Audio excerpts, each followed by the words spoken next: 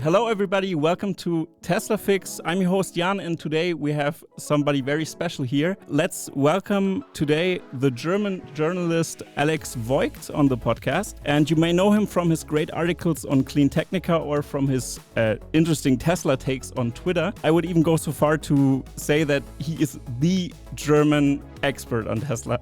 That's how far I would go. Hi Alex, maybe you can tell us a little bit about you, where you come from, what's your background and stuff like that. That would be awesome. Hi Jan, nice introduction. I think it's a little bit overblown, so I don't consider me as, but I also have to admit, you're not the first one saying that, and I don't really understand why, because Tesla as a company, I believe it's maybe a little bit complex, but it's not that difficult to understand. In terms of my background, to make it short, I have an engineering degree as a background. I worked 20 years in the supply chain and software industry and visited actually almost every large corporation in Germany and in Europe, a big portion of those, and had meetings with management. So all of that background helped me a lot to understand Tesla better, but the real reason why I dig into the Tesla story is simply because I'm an investor. And I started to invest in 2015 after analyzing the company for 2 years. So I've been looking for the next big thing, and definitely now we know it's Tesla, right? So at that time, nobody really did know. And to be able to get access to information was really hard. It was really hard. So there was almost nobody out there who really understood the company, understood Elon Musk, or could add good value and information. So it took me actually literally 2 years to do my homework. And that's by the way one of the reasons why in stock market crashes or corrections, however you want to call it, we are in right now. I'm totally relaxed because I've done my homework, and it turned out over the years. I mean, I invested big with a lot of money, and I've been rewarded for that. But the promise I made to myself is, if you invest that much money into a company, into one single stock, you need to really understand it inside out. So I started to work every day on it. And because I've done that, I all of a sudden, and I've learned a ton of things from people much, way smarter than I am, particularly from the US. And then I started to share information. I was asked from Clean Technica if I would publish some of my thoughts. And then the story continued, and now I've been present in, I think it's 4 blogs right now, where articles of mine appear in English, in French, and in German. And I've been invited lately for a seminar where I should present in front of 100 German executives out of the industry. So this kind of strange things are happening. And I'm asking myself, what's going on here? But as soon, if that little what I can add is helpful, I'm happy to do it. And about 2 years ago, I resigned from my job, mainly because I couldn't justify it anymore. I've been doing at least 2 to 3 hours or 4 hours, 5 hours every day in my leisure time,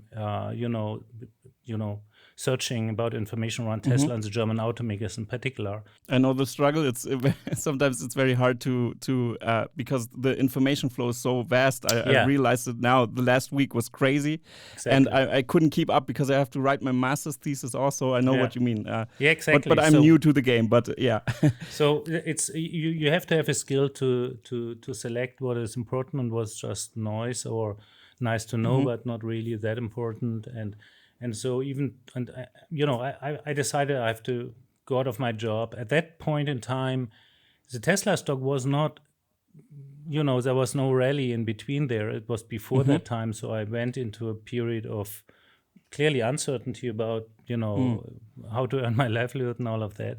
But it was the right decision, definitely. And I'm really happy with my decision. And happy to be here. I mean, if I can share information that's helpful for other people, I'm totally open to do that.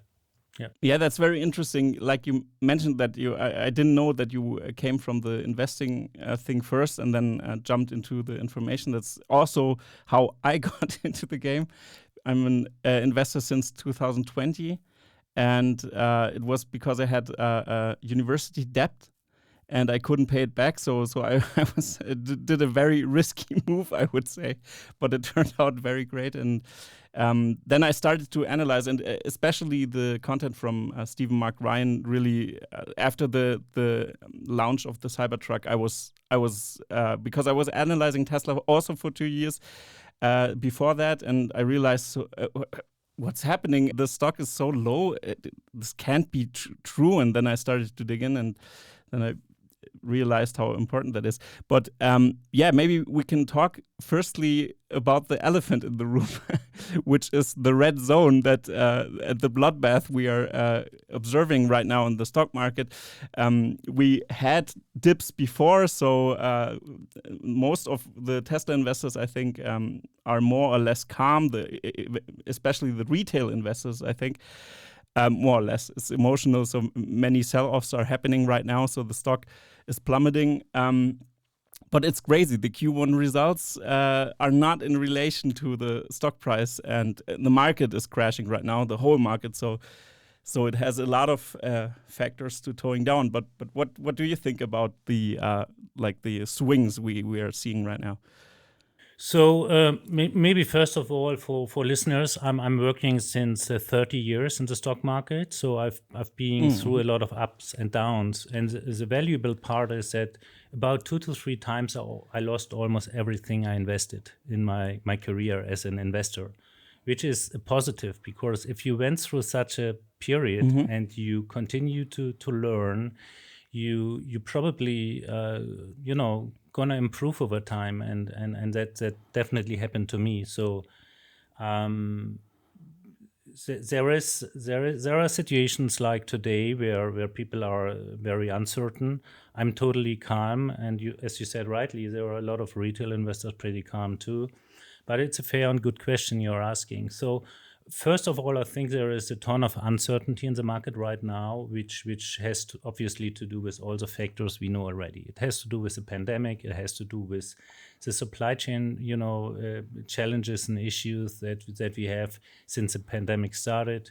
Actually, we had them before, but it's not only pandemic related. Most people overlook that. It's not only chip related or battery related. There are a couple of other things that come into play, in particular the disruption with BEVs over time, because supply chains need to adjust to new sort and to new structure in the supply chain too.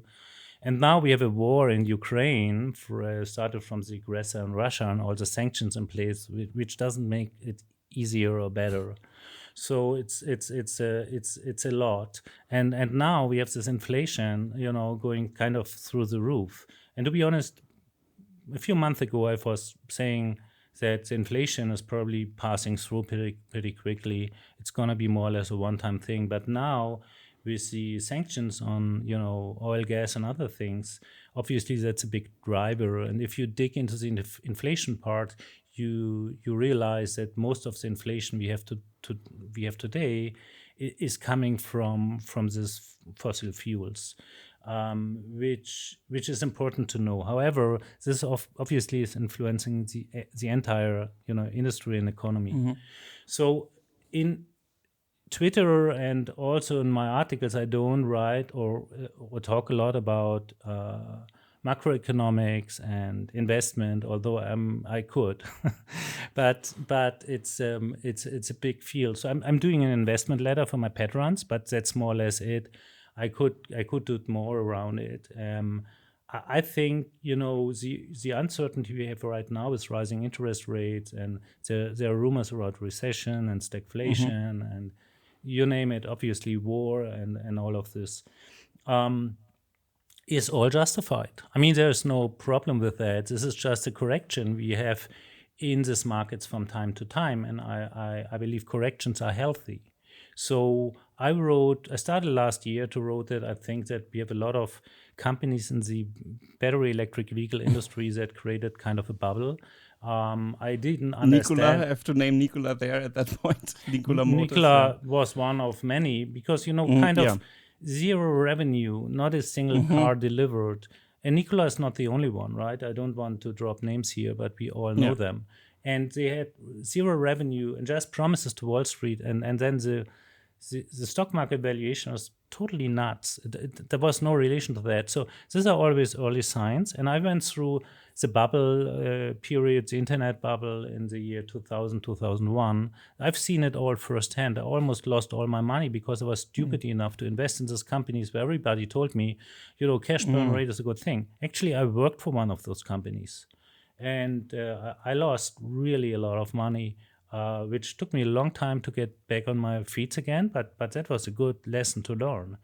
So I've seen last year that we are in that already. I wrote about it in my investment letter, but nobody talked about it on Twitter at all. It was just not a popular opinion. However, coming back to your point here, what does that mean for Tesla? I'm going as far as saying it means nothing for Tesla. And because, the company is in an extremely strong position financially, and from a manufacturer point of view, actually it was not ever in a better situation than today if you look at the risk and the opportunity behind. So if you would ask me where should we be in terms of stock price, I would say 1,400, 1,500, something like that would be totally justified. No problem with that. But, Tesla is always a big better, so it's swinging a lot. Maybe it's 1,000, maybe it's 2,000. Actually, I don't care. And you know why? Yeah. I don't care because I invest only in companies with money that I do not need for the next 2 to 5 years. And I invest only money where I know if I lose 50% in the account, not realized losses, it doesn't matter much to me. So as a long-term investor in a company like Tesla, I believe you're going to have a big reward. Obviously, it's emotional stressful for a lot of people if you look in your bank account and everything is kind of down 50%. But if you pick the right stocks, then you should be calm. If you ask me about other stocks, I can't tell you anything because I don't analyze them. I can say from a macroeconomic point of view, we have a huge correction. It's a justified correction. There's a ton of uncertainty in the market that's not going to disappear quickly. So this is not a thing of a month or two. But for Tesla, I'm totally happy with my investment because every dollar the stock is going down, I know that my investment is even better in there because it's going to swing back. There's no doubt simply because of the overall situation. And to be able to understand that, I obviously also look very much in other automaker business, how they are doing, how they're developing, and consumer sentiment, and you name it. I mean, there's a lot. Also from a technology perspective, I've said I'm an engineer by education. I've been working 20 years in software industry, but I worked a lot with manufacturers. So I know a lot of their processes. I worked in purchasing, sourcing, in the manufacturing, in management, and you name it. So there are a lot of reasons why I'm extremely bullish about Tesla. And I just can laugh about, I don't know what we've seen today is $696 or $680, I think it was. I'm not sure now. And I don't care. I mean, do I look at the screen and check the stock price? Yes, I do. But I don't care really. I mean, I'm laughing about what's happening. And I believe people who have, big balls and balls of steel and know what they're doing, you don't have even to be very bold. You just have to make your homework. And if you've done that, I believe, and this is not investment advice because everybody is in different situation, so we should put in a disclaimer here maybe. But at the end of the day, I can only repeat, invest money you don't need. Invest on the mid and long term, 2 to 5 years, and would feel comfortable with Tesla even for 10 years. If nothing is happening in the time period in terms of negativity, I believe the company is going to explode in terms of value. And this is going to be reflected in the stock price sooner or later. And there are a lot of people who do not understand really the difference between the market capitalization and the value of a company. It's totally two different things. And we just see here that a big gap is opening in terms of what people at the moment are willing to pay for one stock and what the company is really worth. And I think I understand emotions. Unfortunately, a lot of people acting based on emotions in the stock exchange, stock market, and they shouldn't. So before you do whatever you do, you have to make sure that you're doing it not based on emotions. And you should not do your analysis based on, this is my emotion, and now I'm trying to find a reason why my emotion is right. This is another mistake a lot of people are doing. Yeah, that's the confirmation bias. We humans have a confirmation bias, and we seek confirmation for the emotions or thoughts we have, and then we confirm our biases eventually. And with Tesla, this is in particular hard because the media is always full of FUD and full of wrong stories that most people just do not have the time to investigate what is true and what is wrong. I fully understand that. I mean, ask yourself why I resigned from my job or why I spent hours and hours every day throughout my normal job, which was time extensive anyway, to do this. You really need to invest the time. Otherwise, you're just gambling. And then I would say rather stay away from Tesla if you feel you do not have the time to investigate it thoroughly. You can do, people can do what you did, finding the right YouTubers and the right guys and sharing information. Stephen is just one of many great people who have really good insights. And I can claim I've been there partly before at the same time, but whatever, it doesn't matter. There are a lot of great people out there where it's really worth listening, who are going after the Tesla stock now for many, many years and have a pretty balanced view. The good thing about these people is that they do the analytics in a thorough way. They can make mistakes, but if you listen to 3, 4, 5 of those guys, you just get a flavor and sense, and you learn about stuff other people just never learn about. And that's, by the way, the reason, I'm sorry if I... no problem. That's the reason why a few of the big analysts in the industry, bank analysts, are really listen to videos and YouTubers, which are more people which do not usually have a high credibility, let's put it like that, simply because in the way they talk and they show up and they have a cap and you name it. It's not what's considered as, someone who really... Wall Street guy, And that's another mistake, by the way. So there are a couple of lessons learned. One thing is, don't trust anybody. Don't trust me. Don't trust you. Don't trust yourself, really. You have to question yourself in a harsh way. So investing is hard work.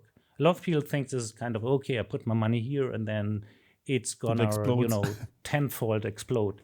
If you're lucky, yes, but it's if you do your homework and if you put the work in there, and this is what I recommend to do for everybody, you really can develop a fortune over time. You can be a wealthy person that can stop working forever, and there's a feasibility, but you have to put the time, the work, the energy in there.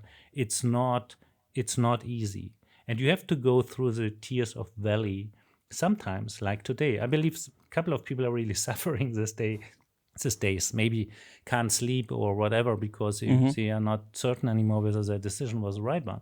So, that's my recommendation. Maybe we can add here a little bit, also a German perspective, because in my field, I'm in a student context, so not that high-paid people or something, but I realize when I talk to my friends that most of them don't really know anything about investing. It's very crazy in Germany. I think we have this mentality of putting your money in the bank and just keep it there, and then you get like 0.5% per year annual growth rate or something because you put it in a savings account or something.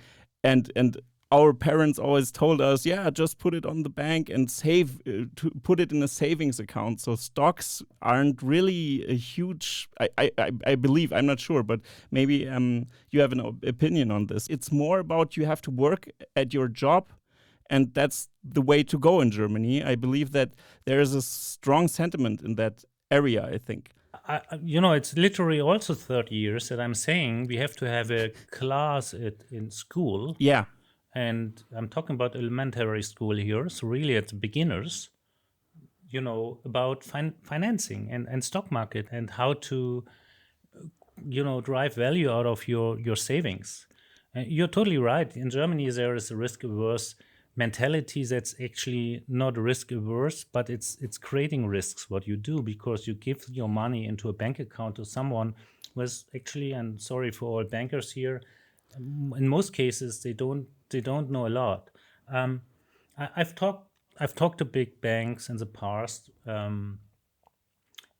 for a variety of reasons, and in one of those conversations, and that was a high-ranked banker, he said to me, we know nothing more than you know, and that was kind of an eye-opener to me. I started to think about what kind of information access these guys have. And I always thought they have some little bit more here or there. They know someone, I don't know. And they said, that's all bullshit. We don't.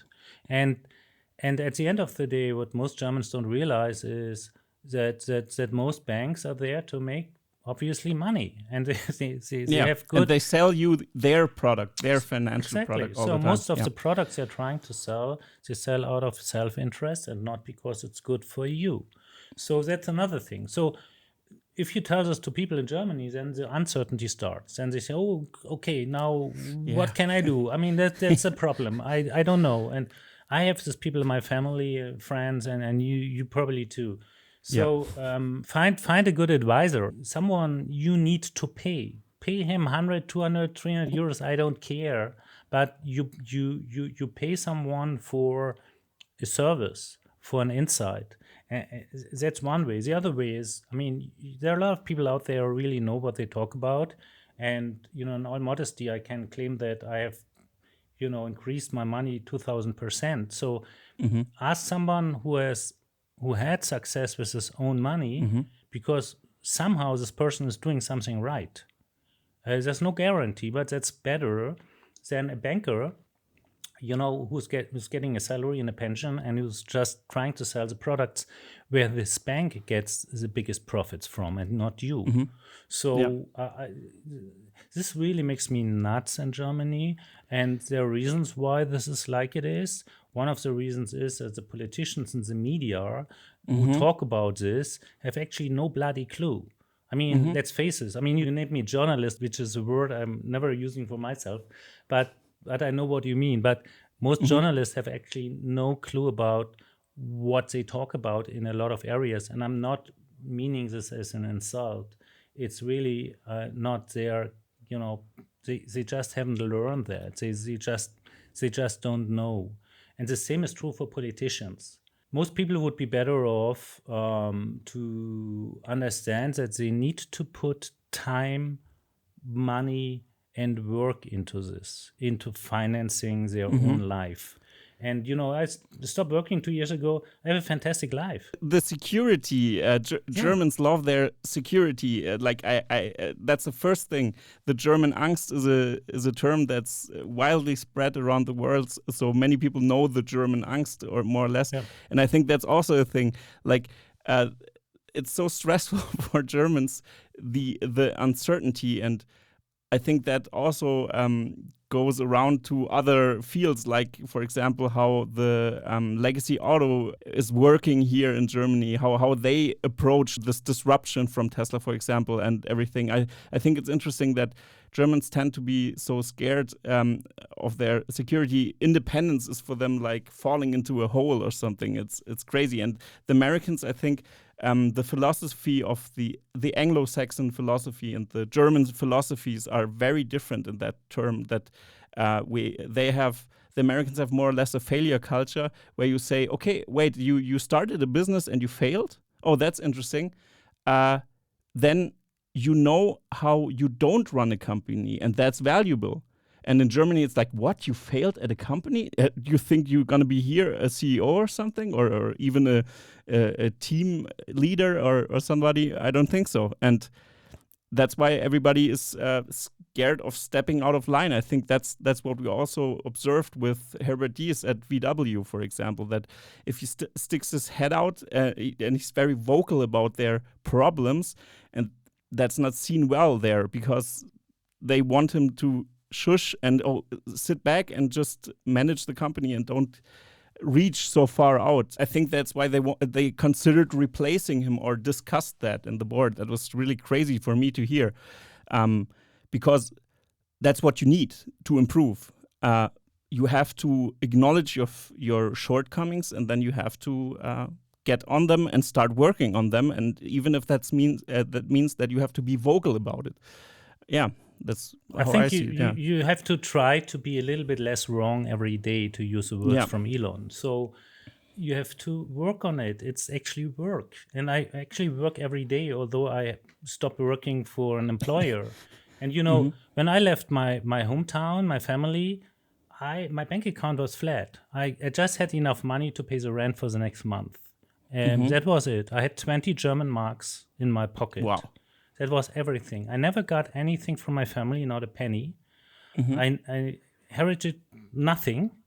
And I didn't have any education, actually, not a single one. I was not at university. I haven't had any kind of different education. I started from scratch.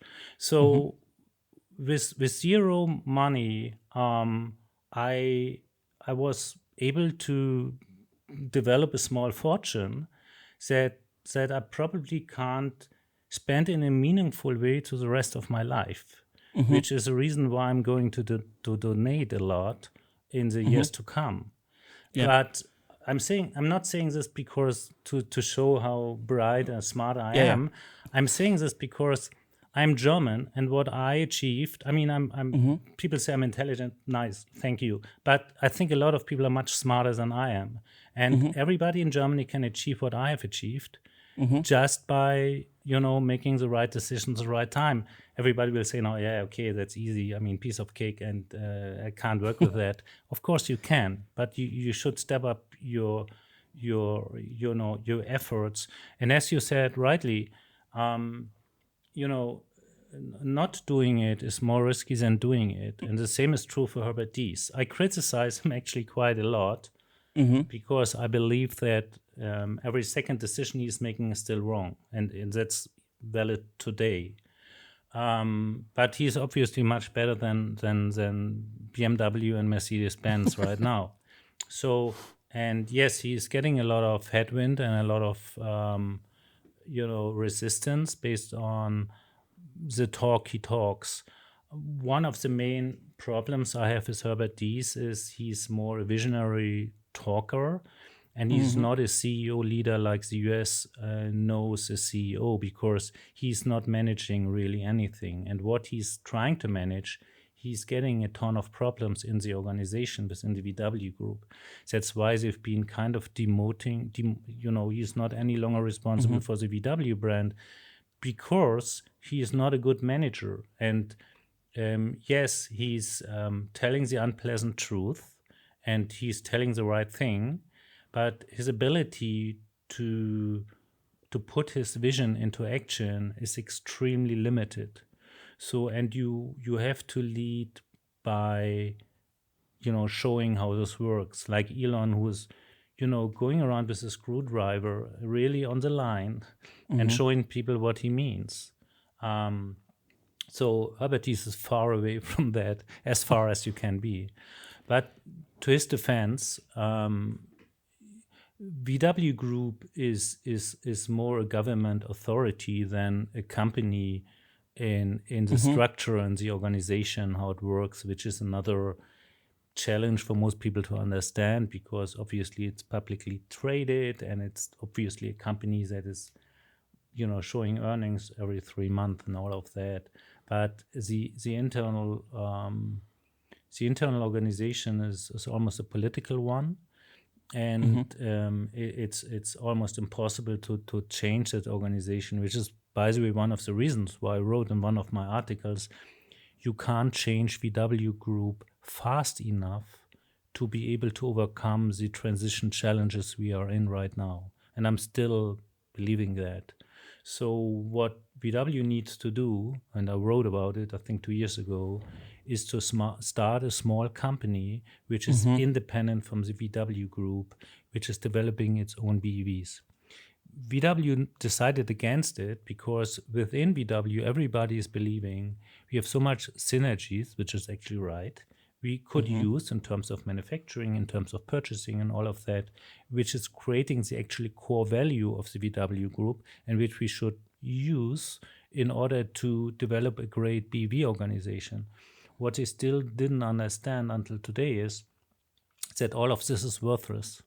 It's a hard truth. I mean, it's worthless in a situation where you have to change the culture of your organization in such a way that you create agility. You probably have seen, and you talk about it with Joe, I think, which is another great YouTuber. Yeah, agility. Yeah, that's my topic with him, and with Fazat, I also talked about my view from the design background on culture, because we are always working with consumer centricity, and when I look around German companies, I always feel like, okay, wait a second, why are you so product centered? Where's the customer?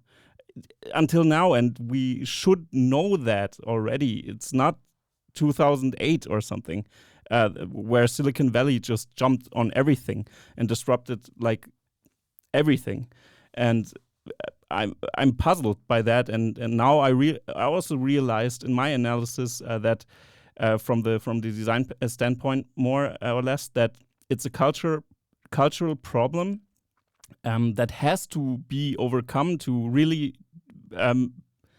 be more agile. Like you said, it's crazy that we keep on holding on structure so much because it gives us security or something. Like I'm talking about the Germans in quotations, the culture of the Germans, that we want to hold everything together, and like it's holy for us that the structure is kept. But that has to change. We have to, like, it should be like this. The customer should be CEO of the company. The customer really is the CEO of the company, and the rest is just you give him what he wants. And yes, you make market analysis. Most of the people working in the industry in higher positions have an MBA. They're very experts in administration and keeping everything together, which is very important to hold the financials together and everything. But you really have to focus on the customer, and I think there's a lack of that really much. That's what you see, the over-engineered buttons in the cars all the time. I mean, there's a target group that likes that, but I can't imagine. For me, it's like BlackBerry versus Apple. It's the same thing for me right now. I really see that. And I don't know. It's hard to get a solution. Like you said, the culture thing is a very important topic that is, I think, overlooked all the time. And so, I think one of the I agree to your analysis here to a certain extent. One of the main issues in Germany is that Germany became extremely successful with how they did things. Yeah. So the resistance, the resilience you feel here, which is going through the entire society and everywhere, is coming from that success. So it's to a certain extent a confirmation that, we've been right with that in the past. And there is the attitude in Germany to analyze things and talk about things very long before decisions may have been done in order to find the perfect decision. And by doing that, they are losing a lot of time. And, it worked. It always worked, and fantastic. So I'm not sure if you remember the time when we had these Japanese companies and Asian companies, outer companies trying to sell cars to Europe, which didn't, haven't been a fit to the expectation of European and German consumers. And everybody said, well, but still those cars are cheap and they can do it, so people will buy them. That's going to be a threat for the automotive industry, the German automotive industry. Didn't happen. So the Germans defended their market very successfully, and they've been growing from there. So all of that has been confirmation that they are doing something right, and they did. The problem, what most people just don't understand right now, is we are in a situation where we are not talking anymore about improving the internal combustion engine, everything around it. We are in a situation where total new product, where this companies need to develop a total new product that they haven't developed before. It looks from the outside like a car. It drives like a car. It maybe smells like a car, but it isn't a car. It's not a duck, to use this analogy in the US. So you have to understand that this is different. And I've been trying to explain that before VW pushed the first real BEV out there and all the others. And I predicted that the product will be inferior to a lot of other products from company startups like Tesla and like Polestar, like even BYD, which is also coming from the combustion engine area. Yeah, gonna be inferior. And now we see it's true. They are inferior. And what I feel is they still don't understand what the underlying problem is. So there's a lot of resilience to go away and to understand this is different, also because you have to change the organization in a very thorough way, and this is creating a lot of disruption. A lot of people will lose their job because of that. I'm not talking about the workers at the line, I'm talking about the top managers. So I never understood why we do not have a top software guy in all boards of German automakers in a position of strength. What happened is, when they tried to do that, VW tried to do that, in a short time, he stepped on a lot of feet, and then he was kind of kicked out again, and there was nobody in the board. So it doesn't have to have people of understanding about ICE engines. The overall issue here is that the pace of innovation and this transformation is that fast that the German industry and the German automotive industry won't be able to change fast enough to secure their market share and their profits. And this is what's happening right now. So the valley of death is approaching, while all of them are selling less ICE vehicles. And yes, they sell BEVs, but if you look how many models they push out to do that, what kind of incentives are after that in order to bring them to the market, it's just very small. So all of those companies are shrinking, while the Asian, even the US BEV producers are succeeding. So I wrote an article once, and I've been saying that I'm, more worried about the German automotive industry than ever, and that sentence is still true. It didn't go better. Yes, there are BEVs sold from German automakers, but it doesn't change that the underlying issue in terms of accelerating the pace of innovation in the organization is happening. Herbert tried to bring this into the organization from the outside because his DNA is from BMW, and everybody knows that. So he started his career there. He's been successful and later on hired for VW. But you can't change VW from the top down. It just doesn't work for a variety of reasons. Very interesting. Yeah. I think you're pretty on point with that analysis. And I mean, you were so early with you wrote articles very early about that topic, which is very interesting, especially in the context right now, where I was shocked when I read that VW wants to focus on margins and not on scale. I was shocked because, I saw it as a good sign that there was this 3-day meeting with all their big managers, like a few months ago, last year, somewhere around. Herbert brought Elon Musk with a video call up to tell their managers why the hell they produce a car 3 times faster than VW. which was the scale king, like very fast in production, and with Toyota together, like they always like got head to head, more or less. But that puzzled me very much, because then they announced something like that. But I get it. I mean, okay, there's a supply chain. They didn't build out the supply chain or secured the supply chain like Tesla did it. Like Elon Musk talked with the Indonesian president. I don't know if the president, but with Indonesia, they are in talks and signed already a deal for nickel, and that's a key factor. And for me, it's so shocking because like. How can they secure all the materials? So they have to go on margins. They have to go on smaller smaller production numbers. But Tesla is not sleeping. I mean, the stock price goes down, but that doesn't mean anything. They are so volatile. They have so much money in the bank right now that they can really operate. And the comparison that they like how much debt they have like this much debt that's ridiculous if you compare it with other companies, because no company has that little debt. It's very crazy how they manage that, and they really invested in the right. They really invested in the right markets, in the supply chain, in the that everything goes. And I think as an investor or somebody who is working with Tesla and reading all the articles and really deep dive, you start to realize that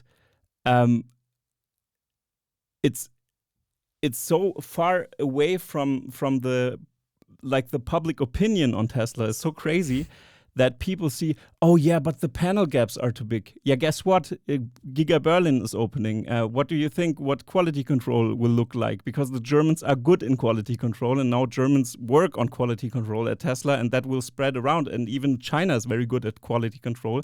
So Germans aren't the only ones who are good at quality control. But and that's what Tesla can learn from Germany, and now they can hire all the good engineers from Germany, which is like a huge benefactor. Because for me, it's interesting what is happening after scaling, because then they scaled and then they have to scale their quality too at some point, but they will at some point. And then everybody's looking like, wow, the panel gaps are very good. And what are your arguments now against Tesla? It's hard to do that, or in one video, I'm jumping around a little bit, but on one video I compared the claims of the different companies, BMW, for example, what their claim is, and they are the ultimate driving machine. But you can change your in your Model 3, you can change if you want to have the front or the back motor, how you want it, and the software features that you have to tweak your car for the racing track is crazy also. And that's just through software, which is very impressive. And if like the software factor is such a huge thing, it's just a robot on wheels, like he said, or just it's like a computer on wheels. It's like an iPhone on wheels. And for the German automotive company, it's like the car is so in focus, and that's not sustainable for the future, I think. And that's why they will shatter expectations someday. Well, they actually do this already today. I mean, it came very early to my mind, and my engineering education helped me to absorb that. That in terms of technology, the battery electric vehicle is such a different animal that the German automakers will try to transform their legacy, their customer loyalty, their look and feel when you drive their car, be it a BMW, Mercedes, or whatever from whatever brand from VW. You have a certain look and feel. I mean, you even from the sound, you can identify what car it is. If you sit in, even if you close your eyes, in most cases you can identify it, how the door is closing and how the clutch is behaving and all of that. You just can identify pretty quickly what kind of car you're sitting in, even if your eyes are closed and you don't know. So the German automakers try to transform that. I've been realizing that very early, into the world of the battery electric vehicle. But because the battery electric vehicle is such a big different animal, where a huge portion, if not the major portion, is software, as you described correctly, you have to be perfect. You actually have to be almost a software company. And this is what I told, by the way, Porsche managers when I had a meeting with them years ago. They asked me, okay, what needs to happen for Porsche to be successful? And I said, you need to become a software company. And they've been not pleased about that statement. And because it's so, they don't have the ingredients in order to develop a battery electric vehicle with all the, with all the heavy weight they have from the past, with the organization, with the mindset from the people. You feel right now this big difference between their ICE vehicles and their BEVs. Yes, you have still the chassis and the colors and maybe how the door is closing, but you and me know how it feels to sit in a good battery electric vehicle and drive. You just elaborated on that one. So the gap is so big in terms of experience, in terms of your charging experience, in terms of your software experience in the car, how the car is communicating with you, all and everything is so different. If you compare a Tesla with all other, brands in the world, actually, that for a consumer, this is gonna be a decisive factor. So the decisive factor to buy a car is not any longer related to I have a BMW in the past, or I have an Audi, because you did know that you have a premium car which is fulfilling a lot of your needs. If you want really to have a great car, great driving agility and all of that. In the world of BEVs, they are trying their best to transform this image, this vision, but they're failing. I mean, we see this from the registration numbers and also from a lot of test drives and people, what they are saying about their cars. It would be much better to invent yourself in a new way. And they decided not to do that. And that decision is gonna be is a very risky decision and may lead to some of these companies shrinking into a situation where they are more or less meaningless. And we see this, that these companies and the managers are doing this even actively, because the top managers are paid on profit mainly. And so they don't, right now they even have increasing revenues because they only sell the high-rank premium cars, which are more expensive. And they have a higher profit, so they claim victory. What they don't talk about is that the unit sales is going down and they are losing market share worldwide. So guess what? At a certain point in time, the industry will consolidate in a way that you just can't sell anymore the 120,000, BMW iX, whatever, M50 car, because there will be much cheaper, better options, actually already today, from Asia and the US. So you're going to get under pressure. At that point in time, you have lost a large portion of your customers already because your unit sales went down. So to recapture that revenue volume will be almost impossible. It's really a hard issue that I see coming. And I also feel like they really bullshit around the shareholders by trying to paint a picture of victory here, which they do not have at the moment.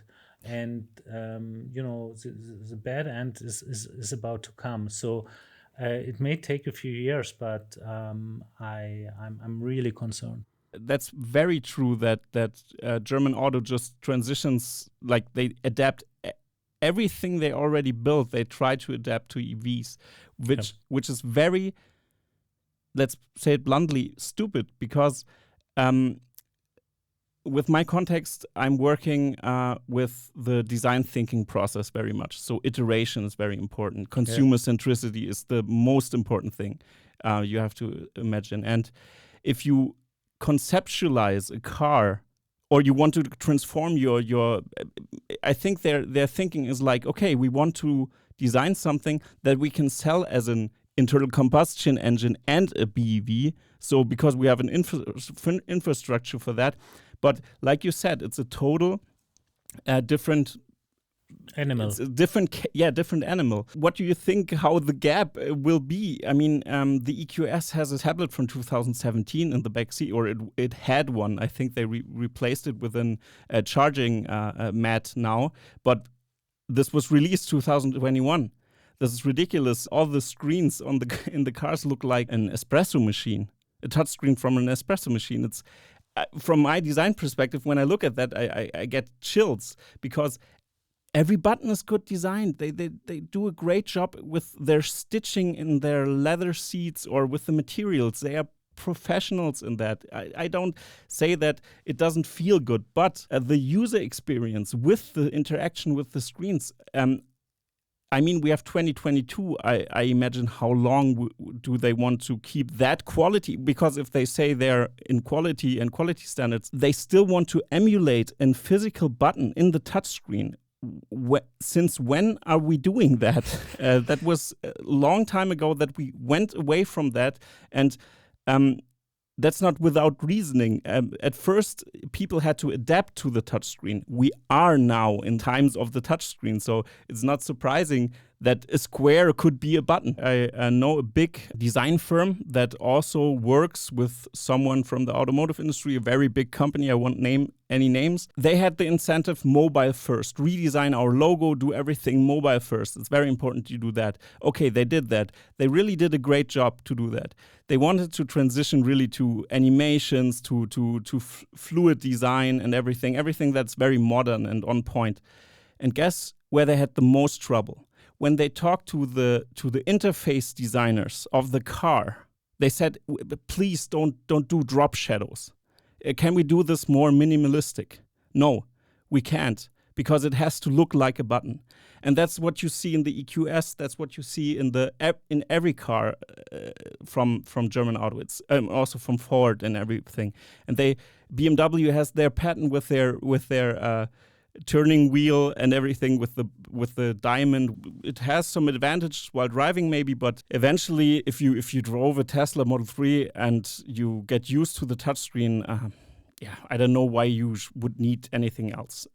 And you most certainly don't need a small nipple where you nibble to get your airflow in the i7 and the new BMW i7. So I think you're touching an important point, which is that there's actually very few, if partly no communication at all, really, in between the large German automakers and their customers.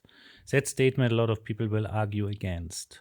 But if you dig a little bit deeper and you try to understand how improvements in the product is coming up, and you touch on that, then you realize that the changes companies do to the products in the automotive industry, in particular in Germany, are mainly coming out of the organization itself and not from customers.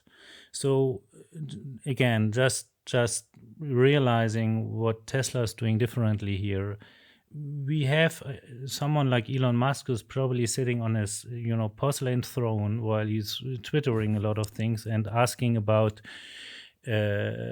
absorbing information from customers. If you just start as a manager or whatever within Tesla or wherever you are, you're gonna get a set of apps on your smartphone that is giving you direct first-hand information about customer feedback for Tesla vehicles.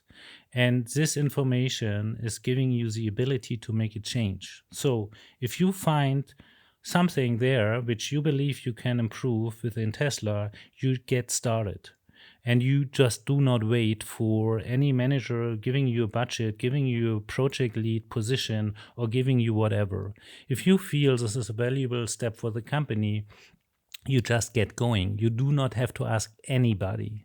So in other words, you as an employee within Tesla figured out that I think there is something where I can add value to the company, and you have to prove that, whereby you get for this proof, which is pretty quickly done, also the software tools and the required information you need in order to do that. Then you can get going, and you even get a budget because there's no budget process like we have in other companies within Tesla. So, which is totally weird for most people, because how can you manage a company without budget cycles? And this is something we probably could talk another hour about. But what I'm trying to say here is the information absorbed from customer experience to the moment where you make a change in a company is within Tesla the shortest I've ever seen in my entire career. And I've seen a ton of companies, probably 100 companies manufacturing inside out very closely, and talk to the top managers and talk to the people on the line and really understood what's going on, what's wrong here. So, and what you have here is agility coming out of that. Agility is nothing that you can order top down. So if Herbert or Diess outsource, very important. Or also, outsource. If Herbert Diess is saying, we have to be more agile, therefore we are giving the US the ability to develop their own trucks, pickup trucks for the US, gonna be released in 2026, to be more agile, he totally is missing the point. The point is that the organizational structure within the VW group will never allow that the companies with this new product in the US is doing whatever is needed to bring the best product to the market a customer can get for his money, which is, by the way, a part of the mission statement of Elon Musk and Tesla. So, because purchasing will rightfully explain why if you use this and that parts, you're gonna save 20-30% purchasing money, and everybody in the board will approve that because they have defined target cost from the beginning on that they are trying to accomplish. So the entire structure, the bonus malus system in this organization is totally screwed up. And this is why I'm saying it's really impossible to change that. That's my conviction. Start a new company like Geely did it. I mean, with Polestar, this is a success story. I'm also criticizing them, but they are way better. Look at CARIAD, the software organization from VW with supposedly 10 to 15,000 people in the future, which is a joke, because for a good operating system, you probably need, 300 good people to do that. Yeah. And then you are done. Good developers. It's not a factory. You don't put people on the line with software development. That's right. Small teams, agile teams is the key. But what I'm trying to say here is, and this is also went through the press, is that Herbert Diess is now responsible for that because he calls it the most important project within the VW group, which is not wrong. It's probably one of the, if not the most important one. So there's a lot of trouble. People are going away. We hear from top other software companies, probably SAP, probably Software AG and others, that there's a long line going around the block from people from CARIAD applying for the job at their company because everything is screwed up in there.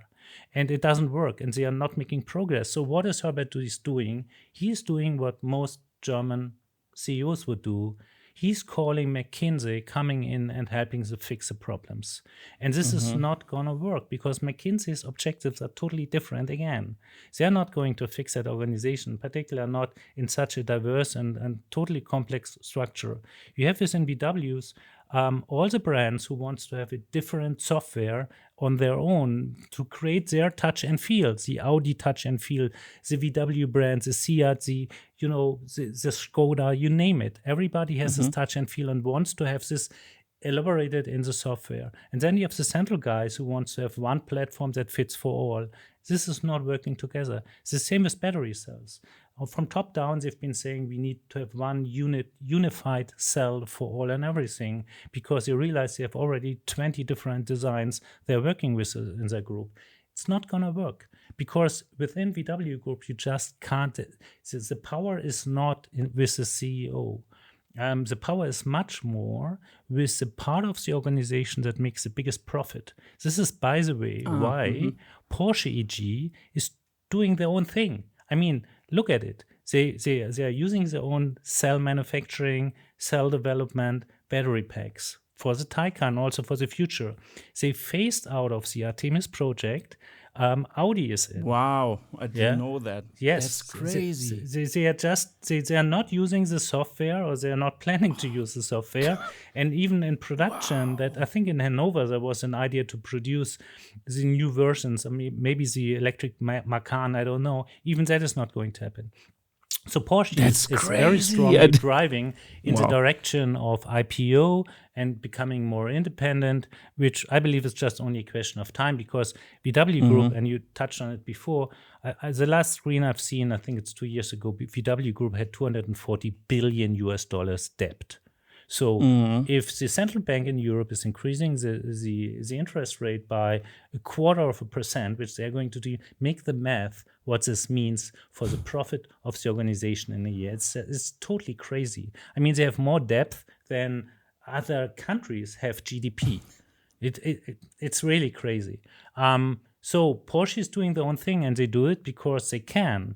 I mean, they got the allocation of wire harnesses and scare battery cells all the time as a priority. Why? Because their vehicles had the best profit, simply because their consumers, their customers, are willing to pay a lot on top of the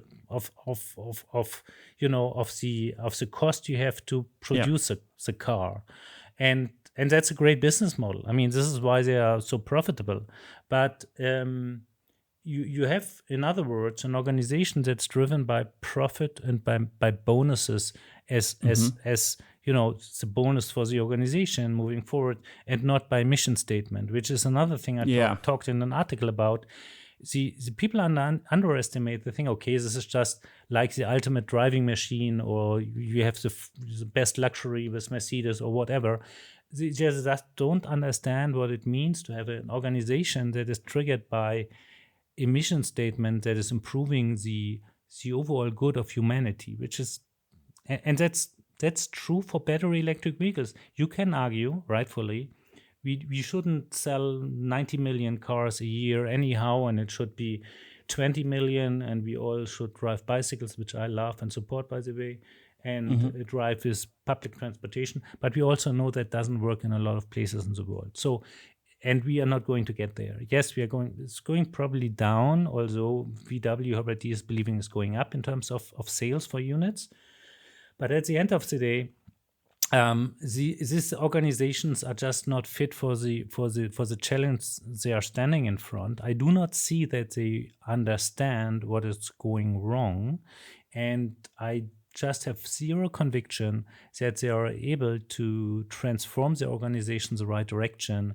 The mission statement Tesla has is helping them to create an influx of talent nobody else in the market is ever getting. I mean, SpaceX and Tesla are on top of the engineering list all the time. The smartest, brightest people are going to Tesla, which is it should be a huge concern. If I would be a CEO of any company and reading that in technology, that would keep me awake at night, because that's a problem that you're gonna feel for decades to come. Because the thing is, within Tesla, actually, I didn't want to work for Tesla, just by the way, because it's a working environment that is extremely demanding. And I've been working for demanding organizations, which you probably do a few years. But as a matter of fact, after 1 to 3 months, most people will either leave or they stay for the next 10 years.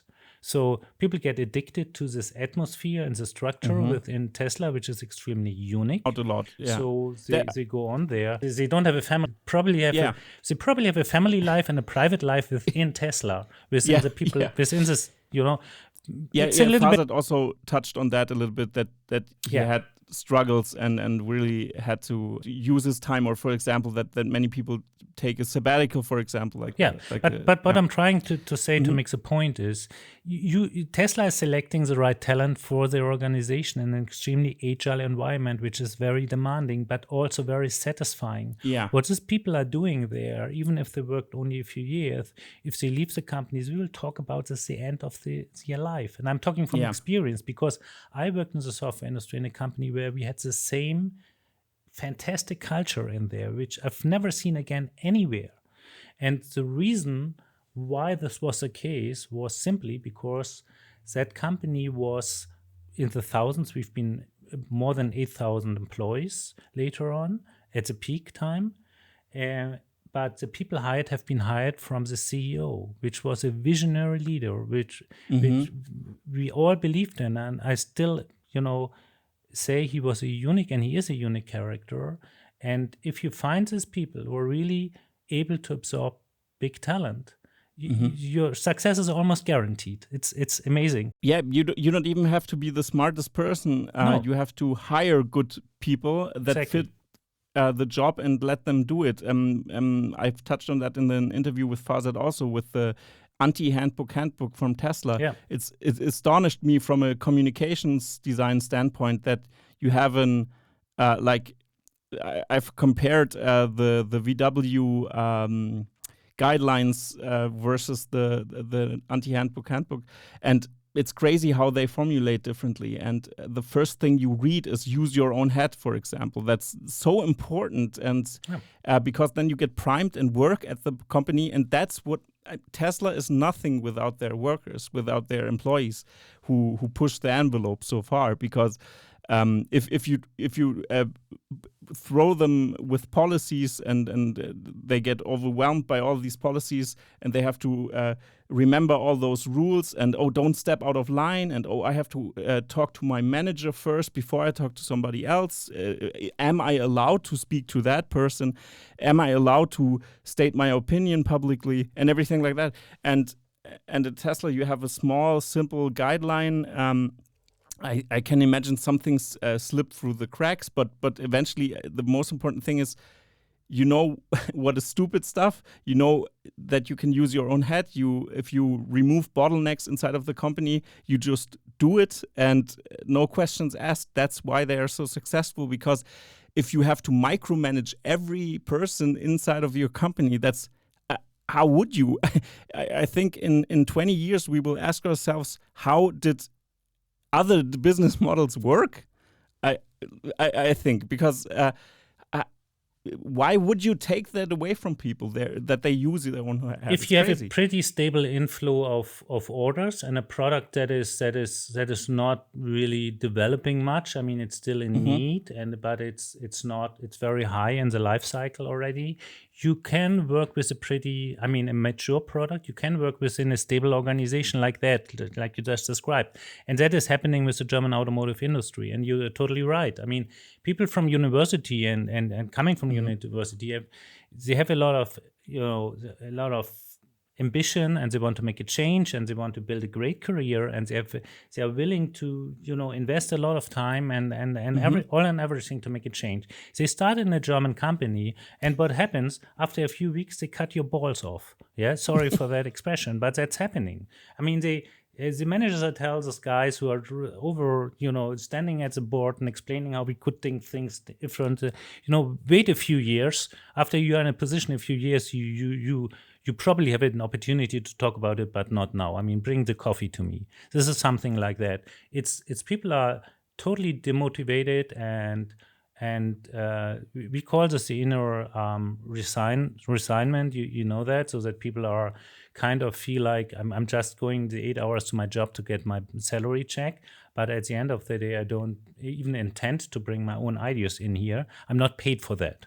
Yeah, so it's totally crazy. I want to hook into that. Do you think that the social aspect, because we have a social economy more in Germany, that's stemming from that you feel like, okay, I'm not seen, so I want to take every benefit from the company that I can get my grip on. So Germany has an issue with complacency. So people are really laid back, and they think, if I do my job as requested and I don't step on anybody's feet, I'm going to have a modest career. I'm going to have raises over time. I get my bonus because the company is doing okay. And, then I get my pension later and everything is fine. I can buy and build my house, and that's it. So this is not the attitude of anybody from the software industry. And Tesla is more software company than a hardware company, although Elon just wrote they're both, which is not wrong, but it's the culture is more software than anything else. It's a culture of if you want to make a change, and if you can improve something, improve it. And if a customer doesn't like something, let's change it. Let's change it now. And we do not need to talk to a lot of people to do that. I mean, the simple, totally stupid fact that in the German automotive industry, software developers need to explain products to people who have no bloody clue about software and why they need to do something like that, and asking for a budget is so ridiculous that I just only can imagine that should show up in Dilbert comics. It's a joke. And but the sad part is that the people in these organizations do not realize in what situation they are in, and all of this is leading in a bad situation. So I don't think, actually, number one, that this is a very specific German issue only, but it's an international issue. In a lot of organizations and countries, this problem exists. But we have countries like China, which are extremely hungry. There are a lot of people who want to make a career. They want to be millionaires. They want to grow, and they have abilities there, more abilities than we have in Germany, where everything is structured and regulated in a way that you can't do anything really. And which is, by the way, one of the reasons why most of the inventors went to Silicon Valley from Germany. I mean, I've got offers from Silicon Valley quite often, and I fully understand that people are leaving Germany because it's hard to make a difference. So the challenges and the headwind you're getting is just immense. And why should you do that? I mean, and in this, all of this is happening now in the battery electric vehicle industry, but the underlying structure we have in Germany is not supportive. I mean, we have BEV startups in Germany too, but they are not. I mean, I have just very limited hopes that they're going to grow really. And I have, as you know, not a lot of hopes with the existing legacy automotive industry here for a lot of reasons. Most of the reasons are not talked about. As you said, people talk about panel gaps, and they talk about acceleration, they talk about range, and yeah, all nice, all good. But the important part is pace of innovation, culture, agility. And people are not talking about that, which is a huge issue to me. So the conversation in Germany about what needs to be done is totally wrong and flawed. And that's why I'm very confident that Tesla will capture a huge market share. As Elon said, 20 million is an ambition, not a goal. So people misunderstand all the time what he's saying anyhow. It's an ambition, and an ambition means he can be below or he can be above. We will see. Yeah. And you and me know that not everybody likes a Tesla from a design factor inside out. And that's fine. That's okay. Fine. Yeah. I mean, the same with Cybertruck and other cars that will come over time. That's the open market. You can decide what product suits you. Yeah. But the simple fact that Elon presented a car which he wasn't sure whether that will be interesting for the market at all. And then guess who ordered one? And then he got orders in for the next 3 years in a short period of time, talking about the Cybertruck here. But I also could talk about Model 3. It was the same story. They've been completely blown away from the demand in the market. Obviously, Tesla can design different models in the future. It doesn't need to be all the time Model Y or Model 3 like. But the crazy demand for actually Model 3 and Model Y, which have 70% shared parts, so for me it's more or less one model in two variations almost. This crazy demand shows that this company is just starting. I mean, they're going to dominate the biggest portion of the industry. We know not long ago, and this will happen again, Tesla's market cap was, more than the, biggest 20 or whatever automotive companies in the world combined. And this is going to continue because they're going to shrink, and Tesla is going to grow simply because of the value the companies create. And by the way, I'm not a big fan of counting how many cars are sold or produced, because the true value created is coming through the software. And that's certainly also a portion of that is ride-hailing and robotaxis, but not only. So that's my belief. People are shocked already in terms of the operative margin from Tesla, and this will continue. This is just starting. Interesting. I wanted to ask you, do you believe that when you look at that, would you say that consumer centricity is one of the main factors of the success?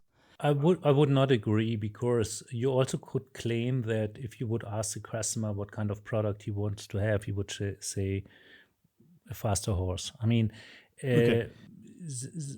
yes, there's certainly a very strong need to ask customers and to develop the best product you ever can have. And the automotive industry only produced and invented a product that is better than that what the competition is having. That was their ambition. They've never really looked to the stars and said, we want to have a product that is better than everything else. It's a product you have the most fun with, and the best value for money, and all of that. This never really happened, and it's still not happening today. So therefore, I would say customer feedback and agility and all of that is extremely important.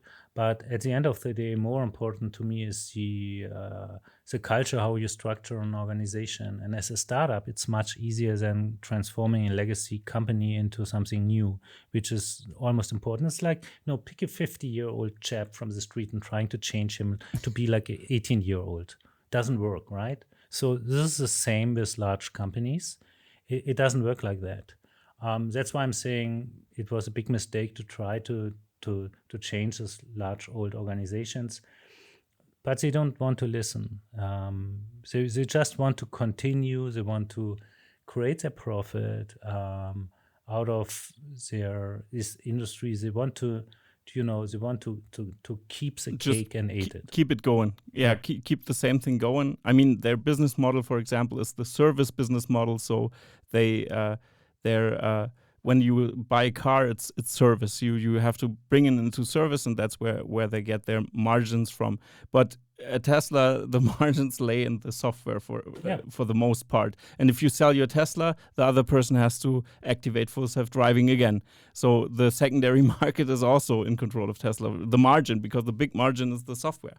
And the software is the most valuable thing. I mean, if they crack full self-driving, which I'm very confident in, it's crazy that I had some disputes in Twitter a few days ago about the Mercedes level 3 autonomy thing happening in Germany in some areas. And I said, okay, that's all cool. And I really like competition, and I really hope that German auto will lead someday, but I can't imagine, because I've seen videos, 3-hour drives with no intervention. I've seen that. So that's a totally different story. You can search YouTube all around where collisions are avoided and anything. And people focus so much on the negative side because they want Tesla to fail. But I don't believe that they will, because eventually it's a statistical problem. And if you see independent statistic about full self-driving not published by Tesla, because then it could be skewed, or argued that it could be skewed a little bit. But if you see that, then I think people will know. And I'm also strongly believe that full self-driving will be solved in the next, let it be 5 years. It doesn't matter really. The important thing is, will it get solved? And with full self-driving and autonomy, the same is happening that happened with battery electric vehicles years ago. So I had this conversations that you probably had on Twitter with friends and family back in 2013, 15, where I had best friends of mine. We had a huge argument about battery electric vehicles, and he is an engineer too. So actually, I know him since university, and we had a big discussion, which was really turned pretty loud. And I've been right. I mean, years later, he told me, you've been right with everything you said, and I've been wrong. So, and that wrong perception is coming from not really understanding the underlying technology. That a battery electric vehicle is a car, but it's so far away from an ICE car as it can be.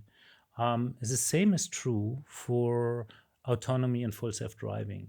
People just look at the videos and say, okay, this 2 cars driving on their own road, one is a Mercedes, the other one is a Tesla, so what's the difference? the difference is technology underneath, and the difference is huge, and people just do not know what's coming here. This is, I can tell you, it's amazing. And I'm not talking out of internal information. I'm talking more about what I've learned over the years, how Tesla's programming and improving full self-driving. And we see this now with 100,000 people driving around with self-driving better. But the point here is the sensors and how the mapping is happening and how the development of the system is happening, and the approach in terms of 3D vector over time is and this is just words for people who just say, okay, I don't know what this guy is talking about, and that's fine. I fully understand that.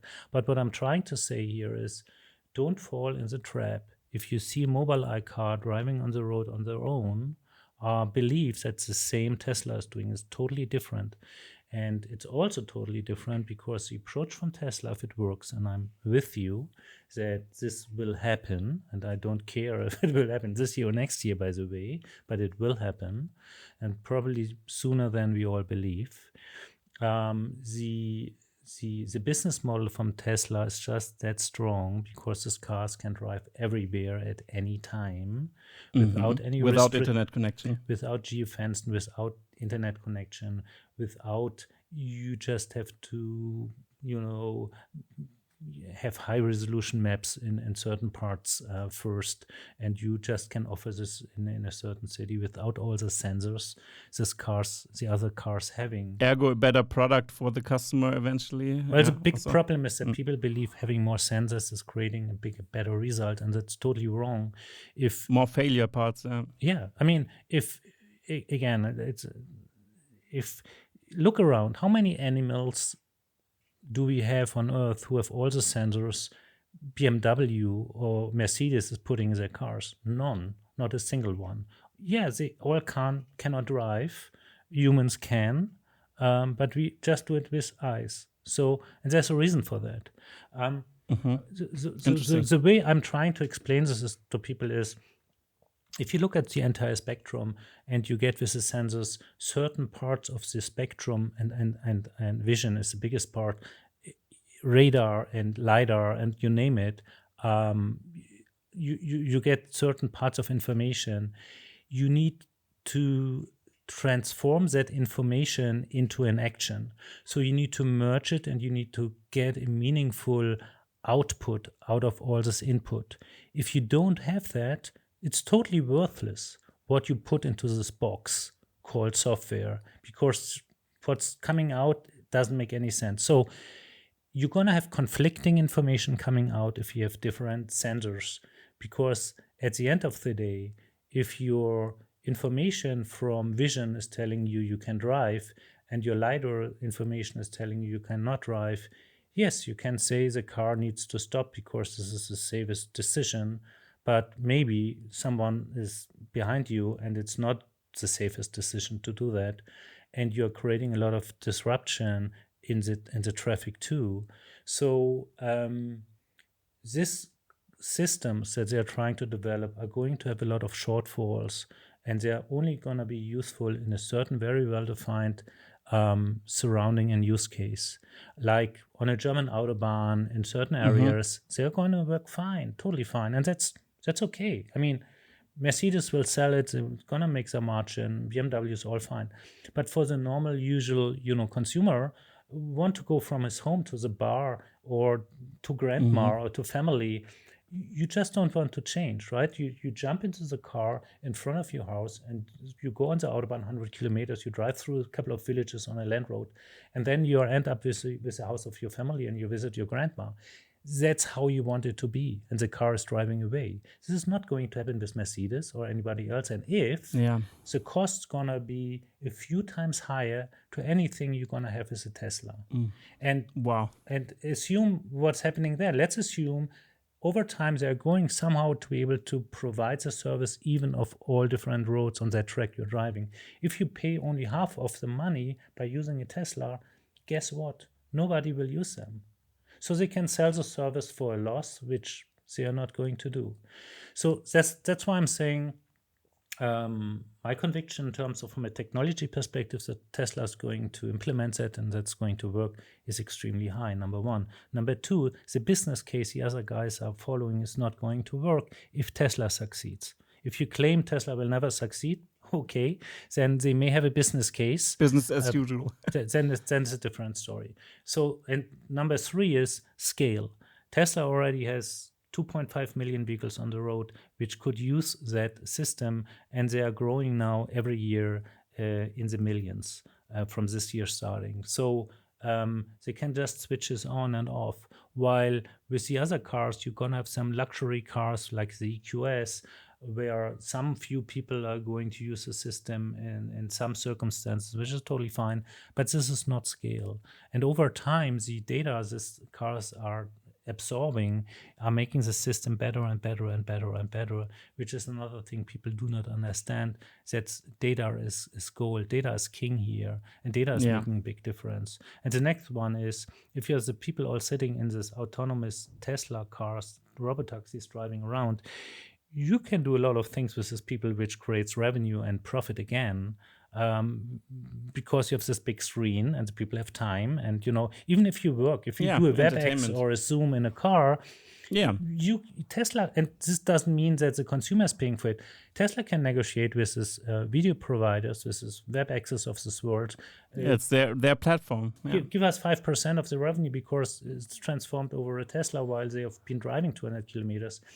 It's a productivity increase for Tesla. It's a productivity increase for the consumer, and it's a productivity increase for the video system providers. Everybody is winning. It's a win-win-win.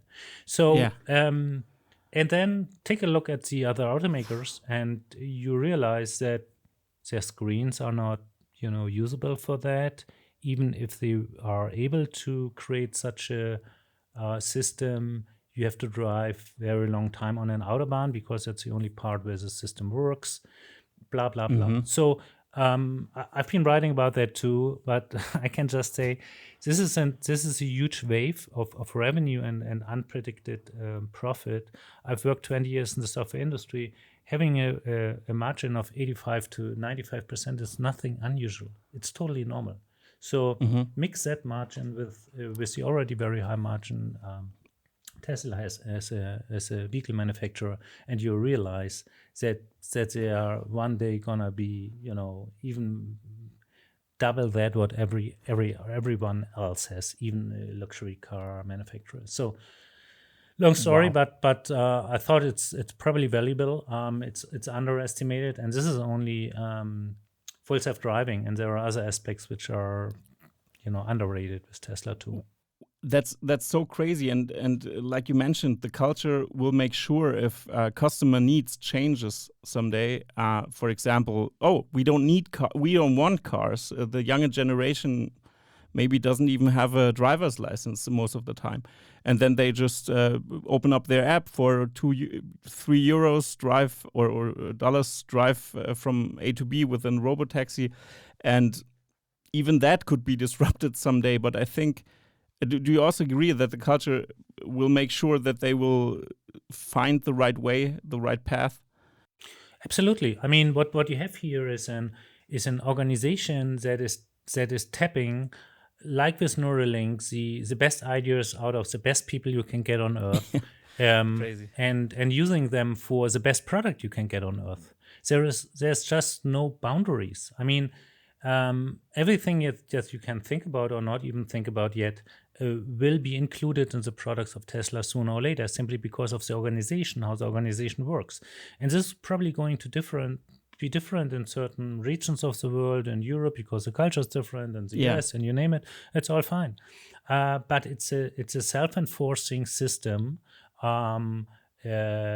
principle of an organization that is widely not understood. And it's not even a principle that you can write down and say, okay, this is how the company works. It's a totally different attitude, mindset, approach, and culture in terms of how you deal with your customers. And it will take 1 decade, 2 decades, or longer for the world to understand what is really happening here. It's totally ridiculous to me that they talk about vehicles in terms of Tesla. And that statement gonna have a lot of headwind too from a lot of people which are saying, well, but they are. Yes, they do.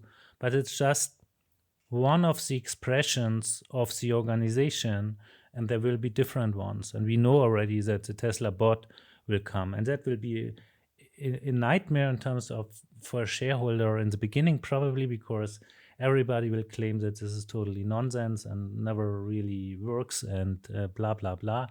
But at the end of the day, people have a hard time to understand Elon Musk's thought process. And I'm not claiming that I do, but his track record over time, and I'm not only talking about the existing companies right now, but also about the companies in the past, has shown that he's not making claims lightly.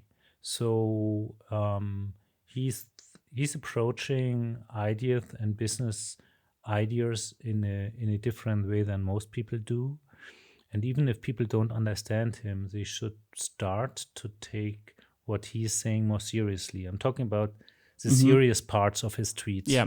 We all know that he's also loving to make a lot of jokes Meme that lord, you may like or not like. And that's another issue because people have a hard time to understand who is tweeting now. Is that the businessman? Is that the Saturday night evening joking guy? And that's another problem. It actually has a little bit to do with the Asperger approach, and he's on the scale. Actually, I'm too, and this probably helps me a little bit to understand him here and there a little bit better. But I have very little conviction that the media will understand better in the future what he's doing. And actually, I think they don't want even, because it's good revenue. Hit pieces are good. I've seen that with the Twitter takeover and everything, and with the headwinds he has, and tax the billionaires and billionaires in power and stuff like that. And then with Donald Trump, and then they just take it out of context. That was, if you see that really puzzles me, especially for from the European perspective, that he's so criticized. If they really listen to what he's saying, he really is so much on point with our constitution.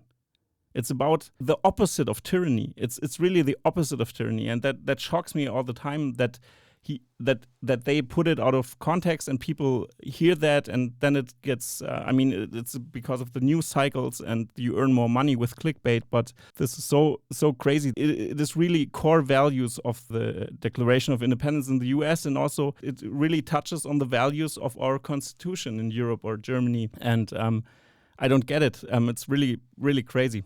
Because if you listen to the whole statement, you realize, oh, okay, he's not talking about, yes, I will put somebody back on the platform who is inciting riots or anything. Right. He's just talking about how do you ban people. It's about that topic. I lately put a tweet out where I've been saying that in the beginning of my investment thesis or investment investigation for Tesla, I've been starting to absorb as many interviews from Elon Musk as possible, and trying to get as much first-hand information as possible, which is actually true. Yeah. And to do that, that was a lot of work. But this was the only possibility to try to understand this guy. And people are not doing this today. I mean, Elon liked that tweet, and then boom, it's, I don't know, 14,000 likes or so, which is crazy what kind of reflection you get just if he is liking something, which is another thing we should talk about too, maybe one day. But the thing here is that you're right that people should listen very carefully to what he has said and what he did not say. So sometimes I've been listening to interviews through 2 or 3 times, very time consuming, but you have to really to understand what he's meaning, because a lot of people are just missing the point. And as you said, I've been critical in the beginning of free speech advocate, because I've also said, you can't just allow all and everything. Today we know this is totally not what he said and intends to, not at all. And as you said correctly, it's a right approach for a democracy to allow also controversial opinions. There are laws in place what you can't say, and they're gonna be continue to be in place, enforced. But there is also, and I have to say, a lot of fishy stuff going on with Twitter. So in the past years, I never really dig deeper into that. But since I'm doing, there's a couple of fishy things going on, which are not really okay, I believe. So to make the algorithm open source, for instance, that everybody can look into it, is the right way to go, because the Twitter organization probably did not do it by purpose, but it's a little bit more left-leaning, and I'm myself probably left-leaning liberal. Me too. So it's a little bit more left-leaning, and by doing that, they've been, without intention, included a couple of rules and regulations in the system that makes the system not the best way to communicate and to exchange thoughts in a democracy. And Twitter is nothing else than the mid-square town place where people meet and everybody can talk about everything they want to, as long, obviously, as they comply with certain rules and regulations. And all what Elon is trying to do is to make Twitter to one of these places, which is extremely important, because if you look around the world, what's happening in China, what's happening in Russia, and what's happening in North Korea, and I could continue from here, then you know that democracy is under attack. And the best way to change that is to allow, interaction between people in a way that information and thoughts and opinions are exchanged, because this is making a difference. If we today feel that 80%, I don't know how much it is, of people in Russia support a war in Ukraine, initiated from the aggressor Russia, where people are tortured, where people are raped, where the worst things are happening you can imagine to humans, to civilians. The only answer how this can be possible is that these people in Russia just do not have access to the information what is really going on. Twitter has been proven to be a great platform for providing very fast good information, also false information and FAT. So yes, it's a challenge to regulate it. However, right now I believe it can be improved very much. And in a few years, when we look back, let's assume Elon takes it over, which I believe will happen. And if we look back in a few years, I believe Tesla will be much bigger, much more valuable, and a lot of people will just say it was the right thing he has been doing. And I have no concern at all that Elon's putting all his time in and doesn't have any time managing Tesla anymore, or SpaceX anymore, or Boring Company anymore. This guy is famous and picking the right talent in the world to manage the operations of companies. He's only initiating a little bit here and a little bit there, and then they are running. He's jumping in again if required, working day and night and kicking some people out, and if things are not going as he wants them to. But I have zero doubt that he can manage another company successful. Yeah, that's really crazy. What's happening and how Elon is working on that. For the end of our interview, I want to touch on one time again the main topic that we discussed before. I want to ask you, what do you think how the future will look like for German legacy auto? Because we know many Mittelstand companies in Germany are dependent on the automotive sector, and in Germany especially, it's a huge or a big deal if the German auto sector will collapse, maybe. And I wanted to ask you for the end of our interview, what's your take on that? What you think, how it will play out if they fail. So you touched on that, and I was really shocked hearing you, because I thought, I don't want them to fail, neither do you maybe, but No. it's just an analysis, and I'm shocked how you analyzed it like this deep, and like I feel I'm just on the surface, and now I realize, wow, it's maybe even more dangerous than I thought. And I would like to hear what you think how's that playing out? Because I can imagine the third-party suppliers will eventually supply to Tesla then, maybe. What's your take? I started with publications because I wanted to create awareness for the German automotive industry managers, helping them to understand that something is going wrong. This was back in the year 2018, 4 years ago, hoping that at least a few of those are picking up articles of mine and getting second thoughts, and maybe making. This was my ambition. It was never my ambition to get 40,000 plus followers on Twitter or likes from and responses from Elon Musk or you name it. This was never my idea. So people believe that I'm all the time talking negatively about the German automotive industry, but what I'm trying to do is help them, doing my little bit to rescue them. I have very low hopes, and I had very low hopes that anybody is reading what I'm writing. So, but at the end of the day, it's also a little bit my duty, if I believe that I have some thoughts that could be valuable for other people, to share them. So that's just as an introduction. Some people called me even a patriot to the German automotive industry, which is fine. Certainly to Germany, because I love my country. I think it's a great country we're living in, and we should be very proud to be Germans, although it's not very popular to say that here. As you said, there are millions and millions of people working directly for the automotive industry, but there's way more working as tier 1, tier 2, tier 3 suppliers. So actually, it's kind of the entire industry is more or less dependent on the German automotive industry, so one way or the other. So yet back to your question. I do not believe that we are going to see a big bankruptcy of Mercedes-Benz, BMW, or Volkswagen Group or Porsche. This is not going to happen. But what we are going to see is, and we see it already today, and this is just going to accelerate from here, that they're going to sell fewer vehicles over time. My prediction, I need to look up at the numbers. I think with VW, my prediction was around 5 million vehicles in a few years from now. So they've been 11.7 million, I think, in 2017, if I'm not mistaken. So halved, 50% down. Sounds reasonable, yeah. While the only portion of that 5 million that they sell then will be battery electric vehicles.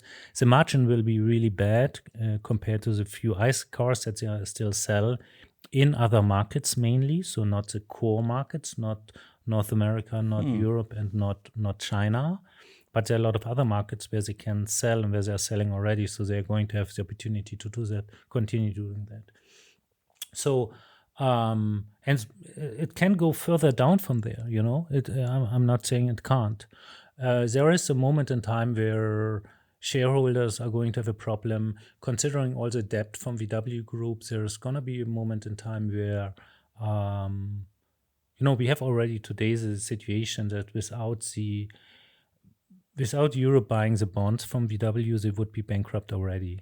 Because to refinance the organization, they are giving these bonds, and Europe is the one buying them, and Europe is mainly Germany, because there are German politicians sitting in there in Europe, in Brussels, making sure that this is happening. So, in other words, if we are honest, we have to say that VW Group is actually already bankrupt today.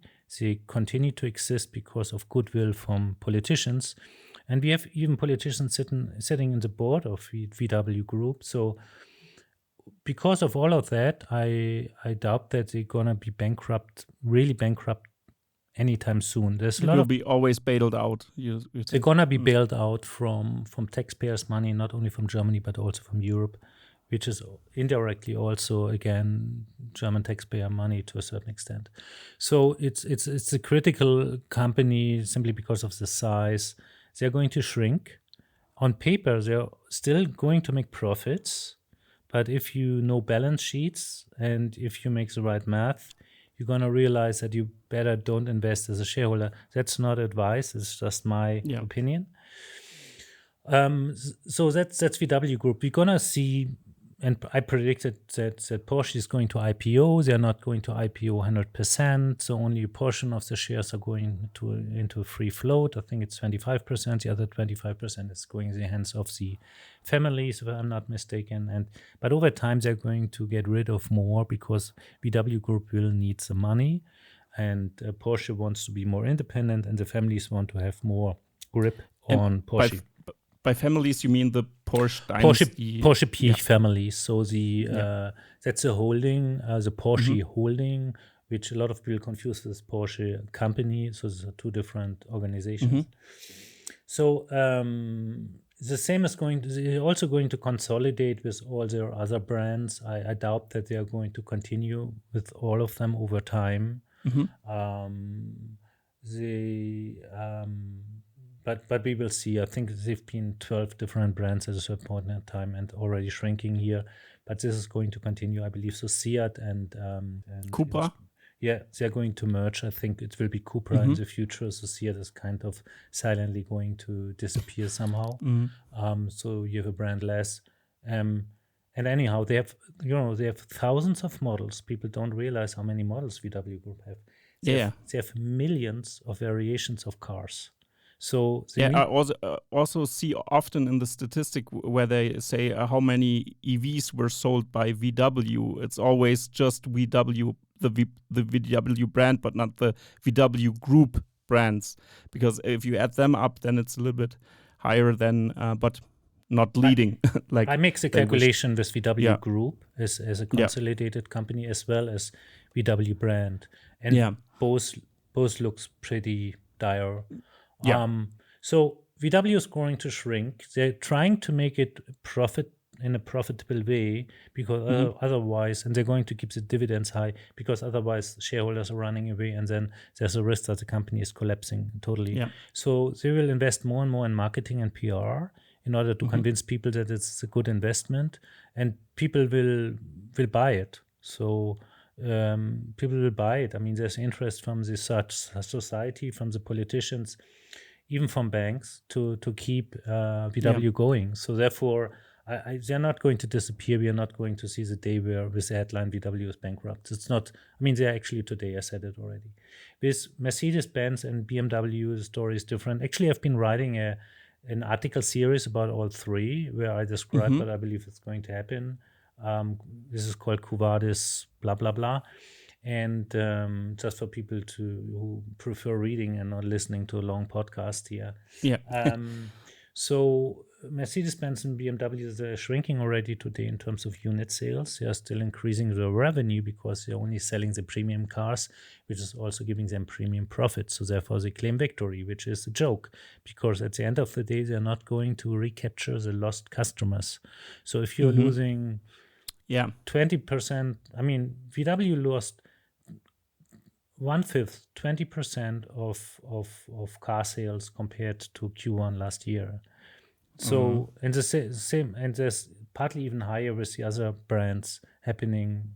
So you're not regaining them. I mean, you have to convince them that they're going back from a Tesla, from a Polestar, from a BYD, from you name it, Rivian or whatever is coming there, from a Mach-E, from Ford, or maybe in the future even from GM, we will see. You have to convince them to go back to BMW and Mercedes, and there must be really very good reason to do that. So they're going to shrink. They're going to continue to shrink. A lot of problems will not coming to the surface in the public as this company is having. Usually the CEO is only staying a few years, and then they get this golden handshake for the rest of their life, where they are earning every year millions without doing anything, which is totally ridiculous. So they have a high interest to keep the show running for a few years, and after they've been going, who cares? I mean, they get their money anyhow. So therefore, the risk is high. That the risk is much higher for Mercedes or BMW to get into a situation where other companies are buying more shares up to a point where they have majority. That may happen with Mercedes or even BMW. I would not exclude that. So now to your important questions about the supply side. We already have a wave of suppliers consolidating or getting bankrupt in Germany, and there's not a lot talked about that. And most cases, I mean, the situation we are in now with the war in Ukraine and with inflation spiking up helps companies to raise prices. But it doesn't help you if you're a supplier, in particular to tier 2 or tier 3, who are only providing components which are critical for ICE vehicles, and you haven't put enough money into innovation in order to provide the same for battery electric vehicles. That's, by the way, why the queue applying for delivering products to Tesla in Berlin is going around the block. So all suppliers are trying to become a supplier of Tesla. Tesla can pick. So it's the same like with the talents. They can pick the best suppliers. We have many hidden champions in Germany also, That's crazy, Wow. So there's a huge, you talked about Mittelstand, I'm even talking about smaller companies like that in Germany, which, are really important, and the economy in Germany is relying on them. This is the backbone we have here, which is very strong, the industrial backbone, and we need to keep it running. And there are a lot of companies in there which are very vulnerable right now simply because of the fast transition to battery electric vehicles, and it will accelerate, by the way. I mean, it's not going to go down. And the rising prices, energy prices, are going to be reflected in products, which is going to make it hard for some of those companies to survive on the long run. So, well, it's a consolidation. This will be tough for a lot of people. I believe that the German government will put a lot of money into the short work story again to keep these companies going, to give them the opportunity somehow to survive the crisis we are in. And we haven't even talked about the pandemic here, right? Which can come back again in winter or autumn. So interesting times you're living in. Yeah. Oh, very. That's. I'm really baffled, and I really appreciate that you extended the time so much. Your points you were making were so important and really so hard to grasp. I mean, it sounds like it's worse than even I thought, and I also thought that I was a little bit grim on the topic. But yeah, it's just an analysis, and the way you described it was very interesting. You made so many valid points that I have to really think about then, and also our audience has a lot to think about. And at this point, I just wanted to point out you have to check out Alex's Patreon. There he publishes articles and also Clean Technica. You have to check his articles out because he really is an expert, and I'm really baffled, and I'm really happy that to have you on. We could go on for hours, I think, and sure. I will eventually write you on Twitter one day again and take you back here because with so many topics we just touched on. I think that wraps everything up.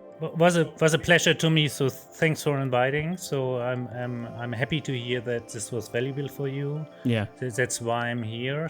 All what I'm saying is usually there's a thought process behind, and all what I'm saying is kind of rooted in data and facts at the end of the day. So it would makes this even longer if I go more into the details. Yeah. But the thought process behind why I'm positive or negative in certain areas. The future is uncertain right now in many areas, but I also feel that like there is a very clear path forward, and every risk and every crisis creates opportunities. And totally. We also should look at the bright side of it, right? So the world is not going to disappear just because we have all these issues and challenges. So appreciated to have the opportunity to talk here. Thanks for the great questions. And yeah, let's stay in touch. Yeah, thank you very much. And please check everything out, his Twitter and especially his Patreon. I really recommend it. It has great articles. Especially, I was laughing at the quotes that you put out, the quotes of the German auto CEOs. Yeah. That was really a pleasure to read. Okay. So check the YouTube channel. Go check it out. And we will see us next time at TeslaFix. And Alex and I will be leaving now. So goodbye, everybody. Have a nice day.